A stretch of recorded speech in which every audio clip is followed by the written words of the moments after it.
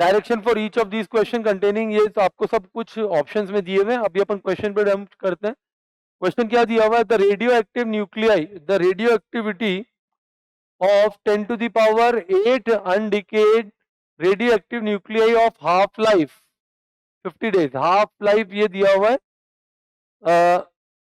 ये चीज, right, 50 days is equal to that of 1.2 into 10 to the power 8 undecayed nuclei of some other material having half life, ये वाली चीज है आपके पास, ठीक है। अब ये क्या बोला है इसने? Radioactivity is proportional to half life, ठीक है। अब अपने को ये चेक करना पड़ेगा कि ये अनडिकेड वाली चीज है यहाँ पर। तो बेसिकली हमसे क्या बात करना चाह रहा है कि रेट की बात करना चाह रहा है। तो रेट हमारे पास क्या हो रही है कि dn by dt is minus dn by dt is lambda n and this is your 0.693 divided by t half into n आपके पास है।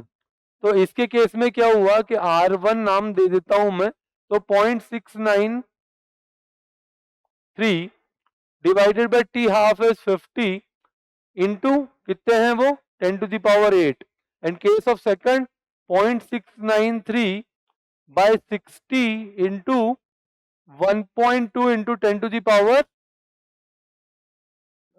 8। अब ध्यान से देखिए यहाँ पर ये 50 है और 10 to the power 8 है, 10 to the power यहाँ पर 8 है और ये एक और यहाँ पर आया, ये यहाँ पर आया, ठीक है। तो ये 7 हो गया और अगर ध्यान से देखें तो यहाँ पर ये 2 हो गया और ये दोनों क्या हो जाते हैं? बराबर हो जाएंगे। R1 will be equal to R2, ये चीज हो गई। तो हमारे पास क्या हो गया इसके अंदर? जो पहला है, जो असर्शन गिवन है वो बिल्कुल सही है कि दोनों की रेट सेम है। Okay, radioactivity proportional to half life नहीं, रेडियो एक्टिविटी जो होती है वो inversely proportional to T half होती है, राइट।